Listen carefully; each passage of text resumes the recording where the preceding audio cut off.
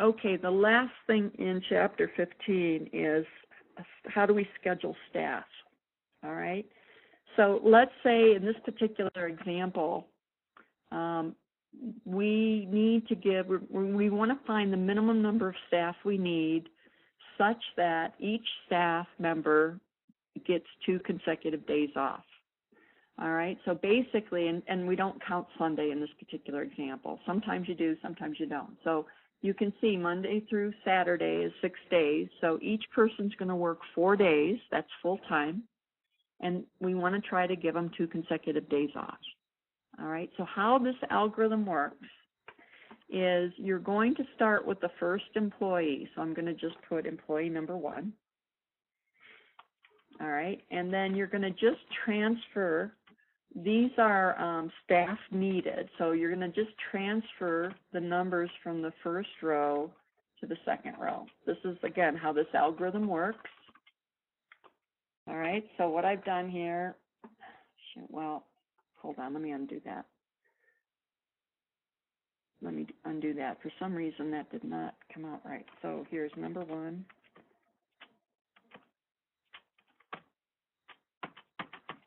And so all I'm doing is I'm just copying these staff needed numbers to the row below. Now what the algorithm says is it says identify the smallest of the 2 consecutive numbers. All right, so if I look at that, what are the smallest sum of the 2 consecutive numbers? I can see it's this 1 and this 2. All right. And so what the algorithm says is it says subtract 1 from all the uncircled numbers and bring the circled numbers down as is. So if I do that,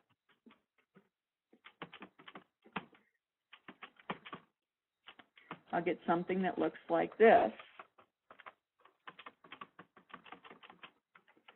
Okay, and so then this would be then available for employee number 2. Okay, so basically what I just did is employee number 1 is going to work Monday and Tuesday. They're going to have Wednesday and Thursday off, and then they're going to work Friday and Saturday. So again, they're working 4 days. And then they have 2 days off in a row. Now you keep repeating this algorithm until the possibility of getting a negative number occurs. Okay, so if I look at what is the smallest consecutive sum of the 2 numbers, well, I could do Monday and Tuesday. I could do Tuesday and Wednesday. I could do Saturday and Monday. All right, and there's a variety of ones I can pick.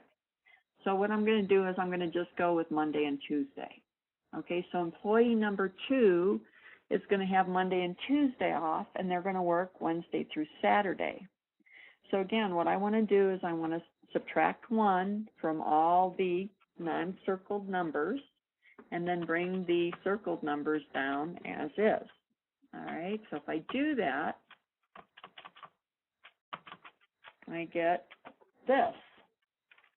Okay, and so I keep going here. So employee number 3, I have to schedule that person. So I'm going to look for, again, this sum of the consecutive smallest 2 numbers. So it's going to be Wednesday and Thursday. That sum is 1, and that's the smallest you can get of any combination.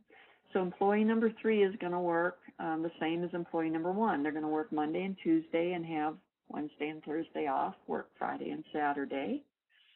And again, we're going to subtract 1 from all the non-circled numbers and bring the circled numbers down as is.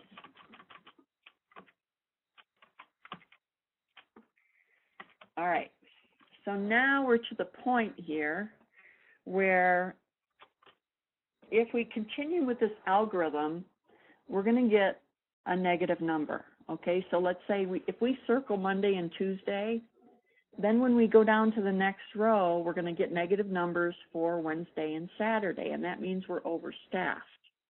All right, so now we're to the point where we can no longer ensure that an employee works 4 days and has 2 consecutive days off. In fact, anywhere that there's a 1 is going to be where that employee works. So employee number 4 is not going to be a full-time person. They're going to only work Tuesday, Thursday, and Friday. All right? And they're not going to get 2 consecutive days off. So the answer to this, the minimum number of staff you need are 3 full-time people and 1 part-time person. All right? The 3 full-time people are going to work 4 days a week. The 1 part-time person is going to work 3 days a week. Okay, so this is how this algorithm works. And again, this is in your book, but I wanted just to demonstrate it to you because the book is a little confusing in terms of, subtracting, from the rows and bringing down the circles and all of that. All right, so any questions on the staff scheduling algorithm?